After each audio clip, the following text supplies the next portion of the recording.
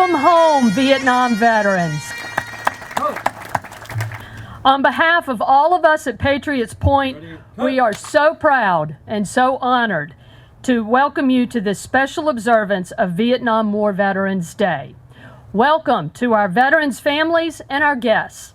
I am Allison Hunt, Executive Director of Patriots Point, and I am so honored to be with you today, to have you here at Patriots Point, and to share this day with you and your families. It makes it especially nice that it is on Good Friday. I want to recognize a few of our special guests with us today. We have General James Livingston, who will get a much better introduction a little later. We have Colonel Myron Harrington. I'm not sure if the Colonel was able to make it. And Colonel Mack, and I was informed that everybody would know him by Colonel Mack. I'd also like to introduce a special guest, Mike Williams. Mike is the son of the Medal of Honor recipient Elliott Williams. Elliott Williams is generally considered to be the Navy's most highly decorated enlisted man. In addition to the Medal of Honor for valor in combat in Vietnam, Elliott Williams was also awarded the Navy Cross, the Silver Star, the Legion Merit with V, Navy and Marine Corps Medal, 3 Bronze Stars with V, and 3 Purple Hearts. Amazing. We honor him here with the PBR. I hope you'll take time to look around the Vietnam experience while we're here. I'd also like to introduce our Town of Mount Pleasant Mayor and Patriots Point Development Authority Board Member, Mayor Will Haney. And we have 2 of our Patriots Point Development Authority board members here today. Susan Marlowe is here, and Pat Waters is here today. And Mayor Haney is one of our board members as well. Thank you all so much for coming out today.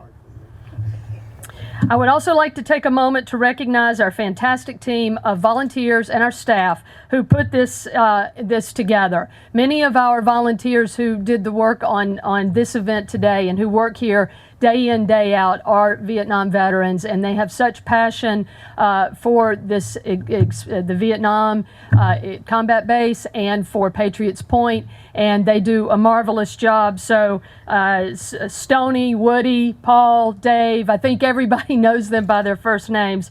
Just want to thank you again for your hard work and your passion and for your service.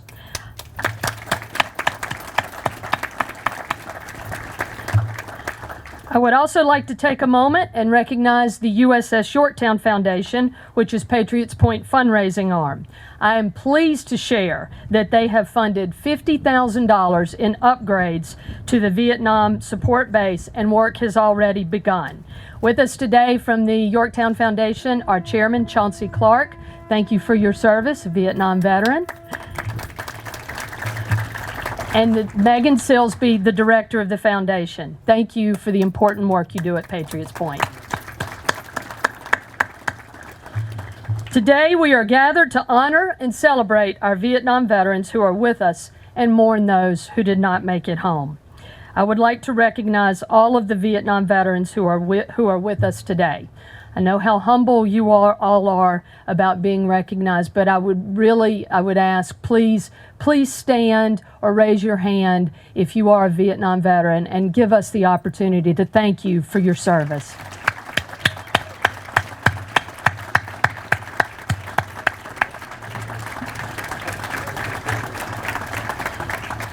To all of you I say, a grateful nation thanks and honors you. We thank you for your service and your sacrifice. Welcome home. I want to make just a quick acknowledgement. Today we have the West Ashley JROTC Color Guard, the Marine Reserve Unit COB 451, and we will have an invocation. Thank you for your service.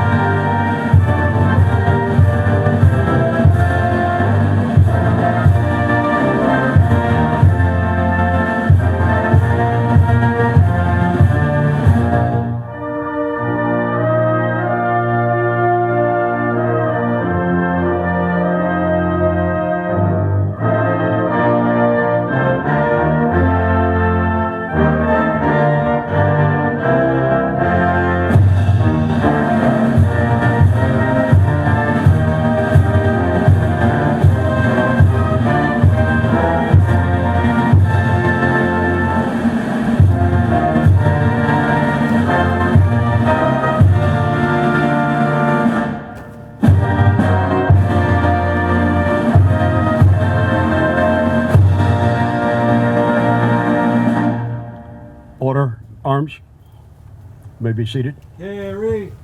Colors. Ready. Cut. Order. Colors. Got it. Lord, thank you for this opportunity to come together as a community and people of a great nation, the greatest nation on earth, God. And we come here with your blessing. We come here to honor those who've honored you and honored us with sacrifice and love and selflessness. And we're honored to have this opportunity on this beautiful Good Friday. And we ask you to be with us all in spirit and in forgiveness. Amen. Amen.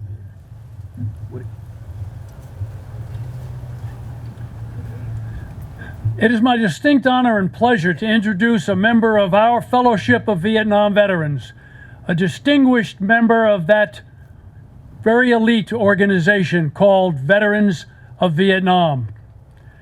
General James Livingston served 33 years of active duty with the United States Marine Corps and received many decorations and was awarded for his service the Medal of Honor.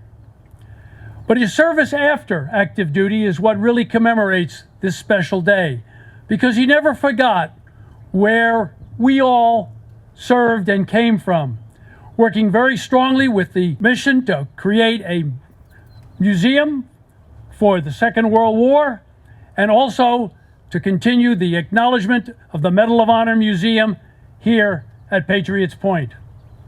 General Livingston is a distinguished member of our community, and it is my great pleasure to present him to you today. General Livingston.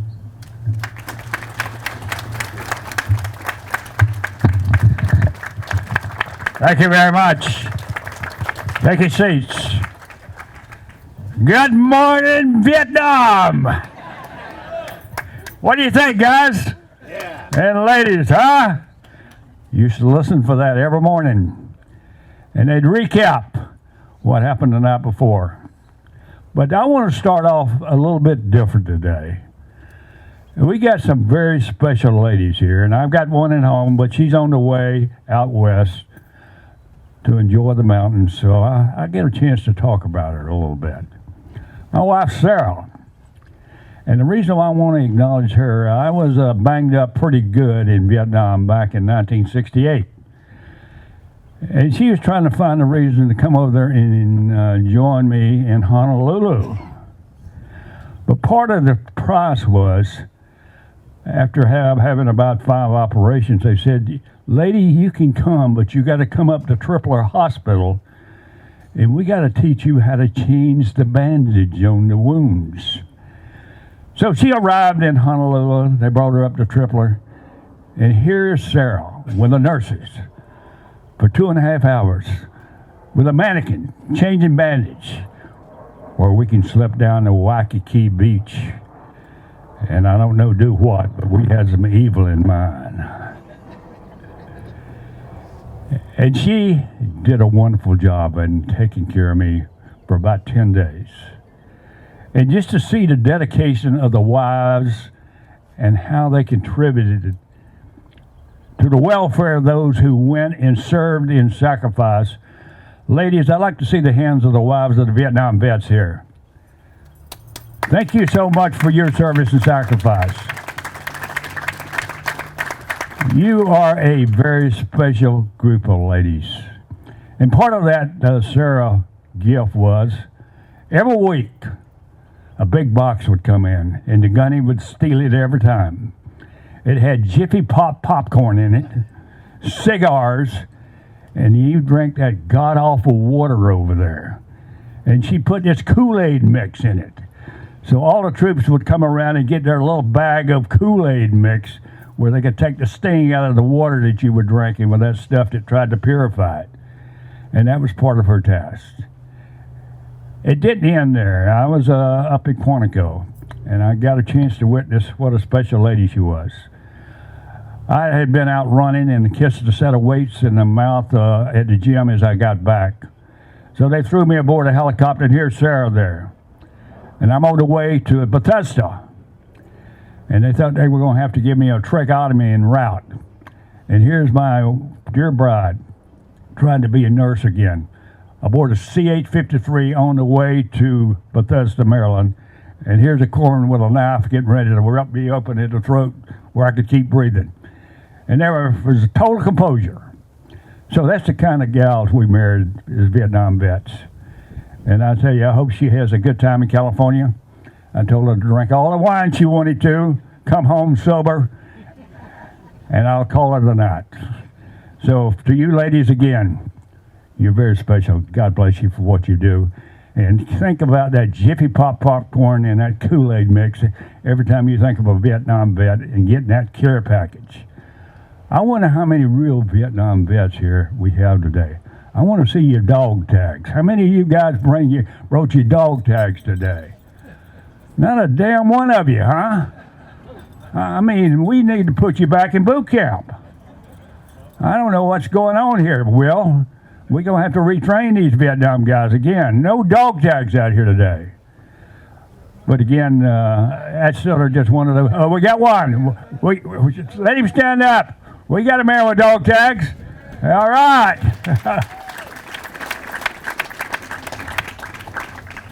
And I was telling Stoney as I come in, I said, Stoney, I'm out in the bush out at Camp Carroll. We're knee-deep in this grass. I can't see a damn thing, Stoney. I said, Stoney, give me a mark. He said, what kind of mark you want? I said, Stoney, I want Willie Peter. You got it, sir. FO, get up here. I need an artillery shot. I need a mark. Get Livingston out of the woods down in there. He's lost again. He gets lost all the time when he goes out. And that's what the troops used to tell me. I said, Livingston could never read accomplish, you know, and that was probably true. But that was one of the fun things. But, you know, the Vietnam guys had their own little language.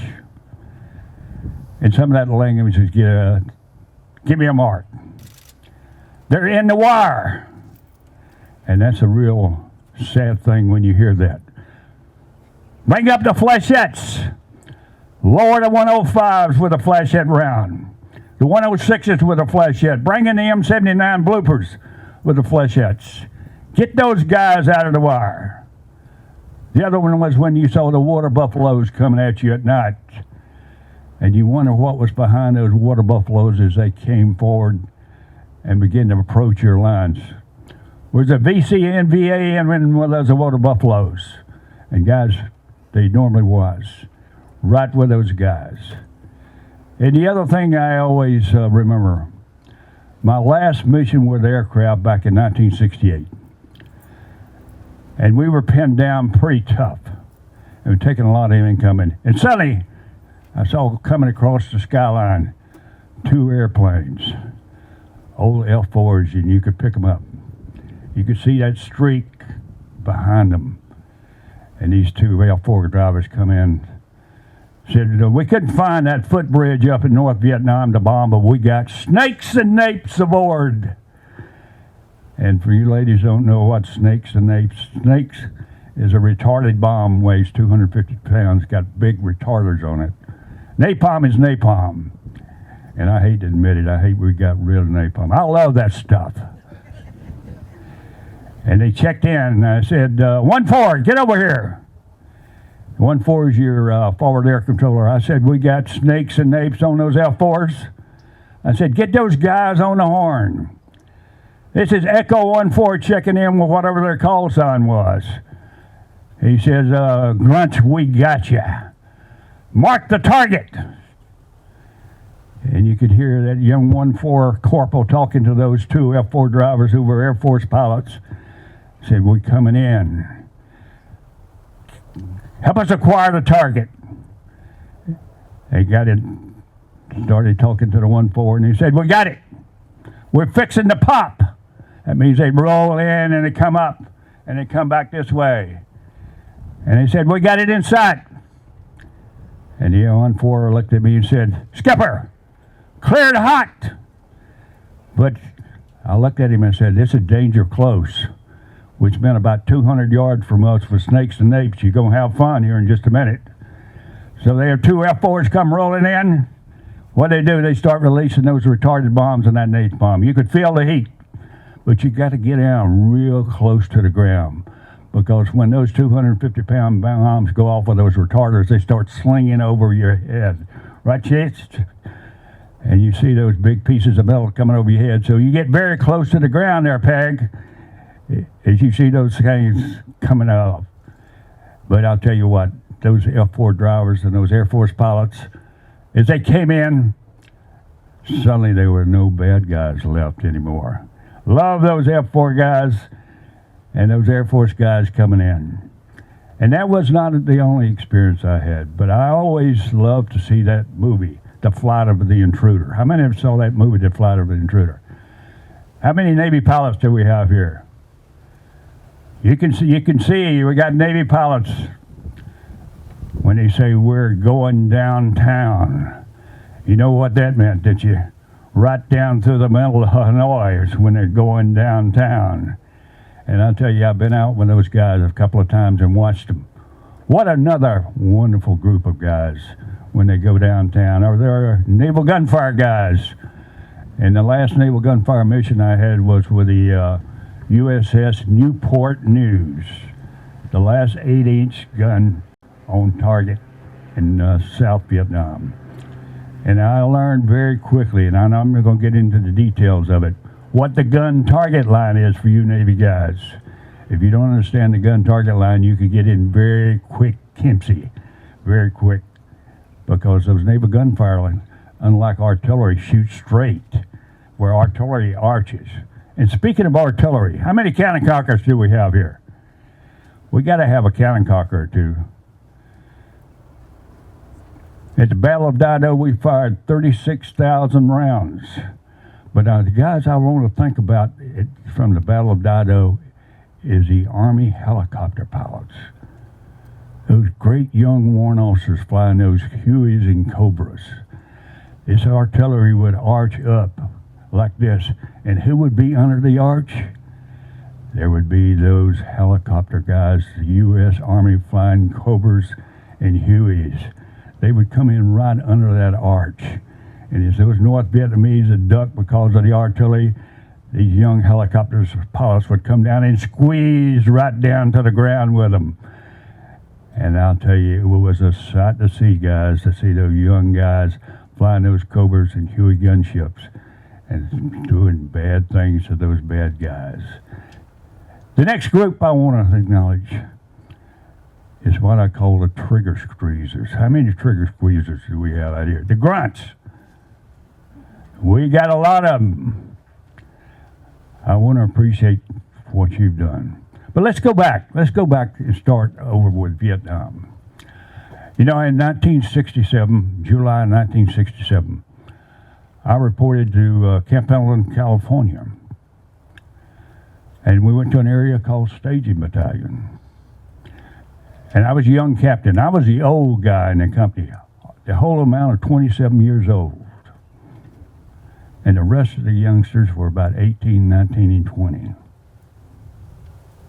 And we were going through 3 weeks of training in prep to go to Vietnam. And after that 3 weeks of training and a good beer party, we went down to North Oak, down in California, and got on the Big Bird. And when they say it's a big bird, it's a big bird. It was packed with young Marines. They were all smiles. They had no idea. Most of them never even left their county in their life. And they got on the Big Bird. We took off and we landed in Honolulu. And the next land was to be in Da Nang, Vietnam. And we were coming in at night. And about 50 miles out, we started to see all these flashing lights all over the country there. And one day, young troopers come up and said to me, "Hey, Skipper, looks like we're getting into a big thunderstorm." I laughed at him. "Son, that's not a thunderstorm. That's incoming." and Da Nang was under fire from rockets. So the Pan Am guys came in towards Da Nang, and they pulled that airplane almost straight up to get over those rockets. And suddenly, he must have been a Navy pilot. He had to be a Navy pilot. He came in and rolled into that old Pan Am, and I tell you, we hit that deck, you wouldn't believe it. Those 220 young Marines had just had their first carrier landed. And we were in Da Nang, and the rockets were still coming in, and in the background, you could see all the artillery. You could see Puff was there. You could see the little red, green, and red Bs. You know what these were, don't you? Machine guns, the tracers, all that was their welcome to Vietnam. And you thought about those young kids, and I would tell you the thing that really I remember. Of that 220, about a third of them took off their last time from the USA of America. They would never have a chance to arrive home alive again. Those are the dedications of those young men who we sent to Vietnam and who performed magnificently and did their job every day. We were totally proud of those young people. And a lot of them never had a chance to be fathers and grandfathers. Those were your American troopers. Those are the people who we recognize today and think about today, and think about what is the greatness of America. Those who are willing to wear the cloth of the nation. That's what defines us as a country. And I saw some of them later, and they always said, you know, the greatest experience that I ever had in my life was putting on a uniform and coming to Vietnam, and boss, 85% of them would say, I would do it again. I would guarantee you if I ever asked you to raise your hand and you're a Vietnam vet, you said, I would do it again. Vietnam is part of our legacy, and I appreciate the term being welcome home. I'm sort of beyond that. I'm home. I'm here to stay. I've done my duty. You have done your duty. And that's what remarkably defines America and the greatness of America. Your willingness to do your duty. Certainly I'm troubled when I hear young people don't want to join. But they want to join if we create the right environment, to create the right atmosphere, and we show them the path forward to make this country great is the path forward for them to support it. So as Ron Reagan said, we're one generation away from losing this country. But I'm not afraid, because we got young Americans coming up just like you Vietnam veterans. You went through all the pressures of being associated with Vietnam, all the negative feelings, and you sucked it up. You didn't let it get in your way. You became great business guys, great military leaders, and great citizens. But I'll tell you your greatest legacy. Unlike us, the Vietnam vets, you stepped up to the plate. And with the great VAs we have today, just like here in Charleston, you have taken care of the next generation of veterans. If there's one element of your legacy that I want to really accent, is this caring attitude of loving your fellow veterans and really taking care of them. So continue to do that, and continue to take care of those young people. And I want you to continue to take care of yourself, because I go down to the VA quite too often here lately. But I will tell you, it's a remarkable place to walk through, and just to see the veterans, how well they're being taken care of, but how well they're taking care of one another. So continue to do that. And those terms we're thinking about, the pop, they're in the wire. Give me a marker. Look at those damn water buffaloes. All those terms are part of your vernacular. They're part of your legacy. But the biggest part of your legacy is that you're great Americans. And the country loves you because everyone wants to be like you. How many people have you walked around and they start talking about their service and lack of service and say, I wish I was a Vietnam veteran? Well, let me tell you guys and ladies, you don't have to wish. You are. You rate the title. This is your day. And I must tell you, one of the worst experiences I've ever had, and I'll close it out with this, is I was assigned to be the operations officer for the evacuation of Saigon. And I had about 40 young Marines killed for me, and all those names flashed in front of me. And as we were planning that evacuation of Saigon, I was handed the execute message. It said, execute frequent win, the evacuation of Saigon. And I had to call Al Gray, who just died as a commandant, and said, boss, this is the option. This is what we have to do. I got 35,000 Vietnamese people with babies that want to get aboard the airplanes. We can't get them out of here. We got to get all the Americans out of here. And we got to get all our troops out of here.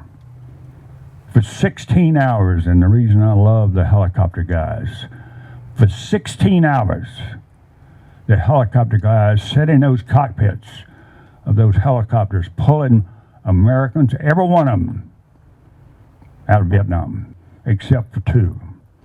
The last two Americans that got killed in Vietnam, I was about 300 yards from them. We took an incoming rocket. They were seated on a motorcycle. The motorcycle was hit directly by that rocket. Killed both of those young Marines, and unfortunately we did not do a smart job of getting our bodies out. So we departed Vietnam, leaving only those two bodies. Everyone was out, and we only lost two more Marines because the helicopter went down. It was a magnificent operation. We had Air Force helicopters, we had Army people, we had Navy, and Pat, the Uber drivers, did a good job. And we had the whole group of people who were really wonderful in executing their tasks. So unlike what you saw in Afghanistan, frequent win went right. Everyone came out that was an American. And that's what I can say about it. And that is our legacy. That is your legacy. And the other part of your legacy, and look yourself right dead in the eye, and look one another dead in the eye. You never lost a major battle in Vietnam. Not one. 58,000 plus of our brothers died and sisters died, but you never lost the fight. The fight was lost in D.C., like we're trying to lose all the fights going on now. So continue your leadership. Continue your inspiration.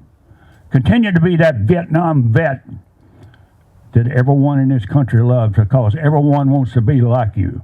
You're a special breed of warriors. God did grace this country.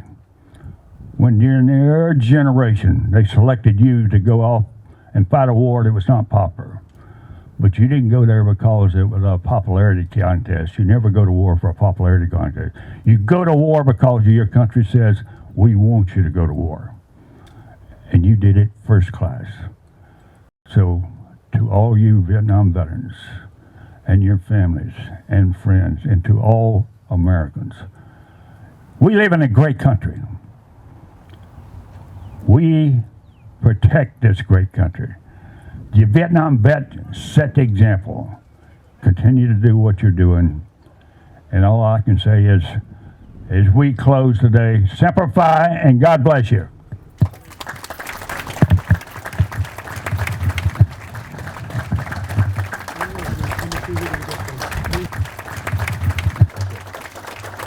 You may remain seated. At this time, Woody and the General will return with a wreath in the front here. Let me tell you about the wreath. Symbolism of the wreath has been used as a sign of honor and respect since at least ancient Greece. To many, it's a circle of evergreen that represents victory of the eternal spirit over death itself.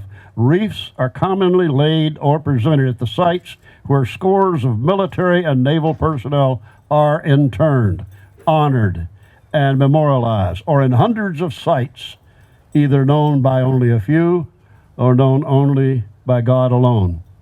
Today, here at Patriots Point, at this site known as the Vietnam War Experience Combat Support Base, this wreath is being presented to honor and in memory of the scores of tens of thousands who served their country in the times of the Vietnam War. Our nation honors our brothers and sisters who accepted that duty to their country, their family, their friends they served, and returned to a very different reception from other wars. This nation and those so present today specifically honors and conveys heartfelt memories of the devotion to those who have yet to return, and those who returned in flag-draped conveyances to their loved ones, especially those of the 58+ thousand souls reaching out from a polished black granite wall near the Lincoln Memorial in Washington, D.C. Many, perhaps you, here, still hold those priceless, worn, faded photographs and lengthening memories of times, people, and places so long ago. To all Vietnam War veterans and to all those loved ones who anxiously awaited their safe return, I echo General Livingston's earlier comments. Semper Fi, and to our vet brothers and sisters with us today, you're right, General. We are home. Thank God.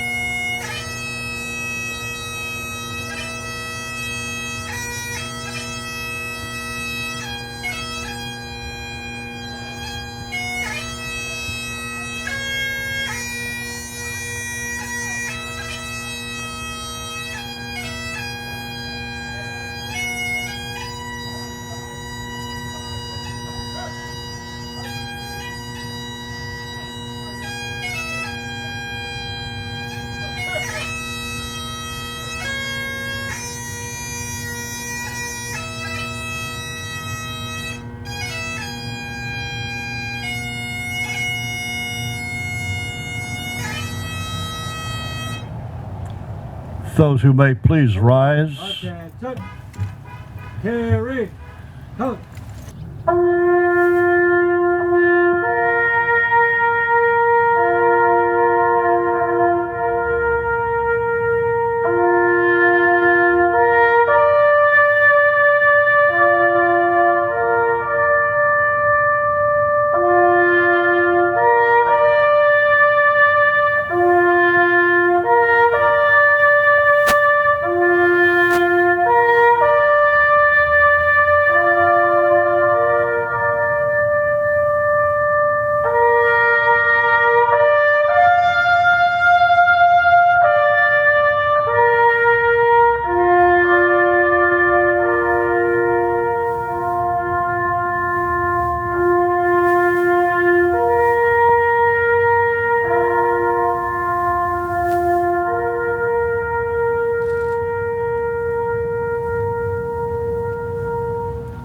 Ladies and gentlemen, on behalf of Patriots Point, thank you very much for being here. This place is your place today. Please enjoy yourself. Thank you.